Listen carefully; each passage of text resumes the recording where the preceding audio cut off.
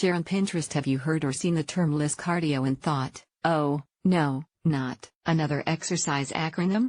If you're overwhelmed by all the acronyms related to workouts, you're not alone.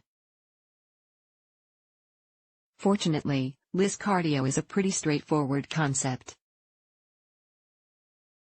The abbreviation stands for Low Intensity Steady State. We'll take a deep dive into what LISS cardio is, along with its benefits and drawbacks, so you can decide if it's right for you. What is LISS cardio? Low Intensity Steady State, or LISS, is a method of cardiovascular exercise in which you do aerobic activity at a low to moderate intensity for a continuous, and often extended, period. LISS is a newer term used to describe a low-intensity style of training, but this form of exercise has been around for decades.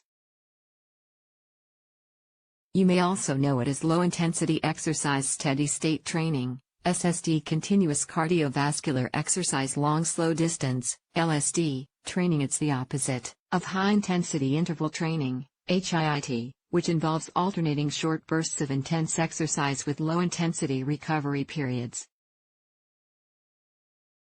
With HIIT, your heart rate is generally at 80 to 95% of your maximum heart rate for the high-intensity intervals and 40 to 50% for the low-intensity intervals.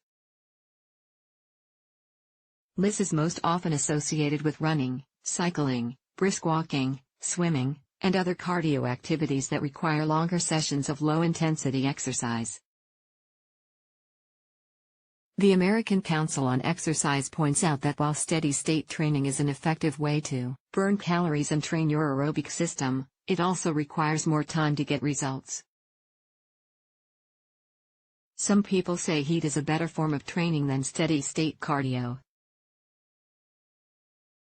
But while both styles have advantages and disadvantages, one doesn't seem to be better overall than the other.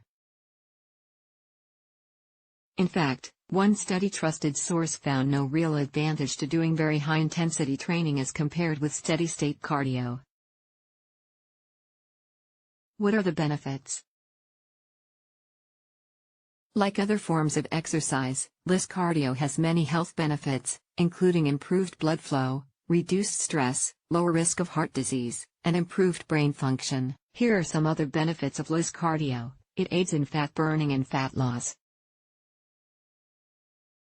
Steady-state training improves your body's ability to use fat as fuel instead of using glycogen stored in your muscles. Also, according to a 2014 study, continuous aerobic exercise is more effective than HIIT at improving fat distribution. It's appropriate for all levels. Since LISS is easier to do and gentler on the body, it's appropriate for beginners. Intermediate to advanced fitness levels often use it as part of an endurance training program. It allows for easier recovery. Because you're putting less stress on your heart and body, you may find you recover more quickly and easily from LISS. It's an effective way to train for endurance events. Exercising at a lower intensity for a long period of time puts less stress on your heart and lungs than a more intense workout. This can be an effective way to prepare for an endurance event. It's also great for recovery after a difficult workout. You can use LISS as a recovery session the day after a high-intensity workout. Are there any drawbacks? Just like any form of exercise, LISS has some drawbacks. It requires longer cardio sessions, typically at least 45 to 60 minutes long. You may get bored doing the same exercise at the same intensity for a long time. Consider working out with a friend or listening to a favorite podcast or playlist while you're exercising. You may increase your risk of overuse injuries if you do the same type of workout too often. Is LISS cardio right for you?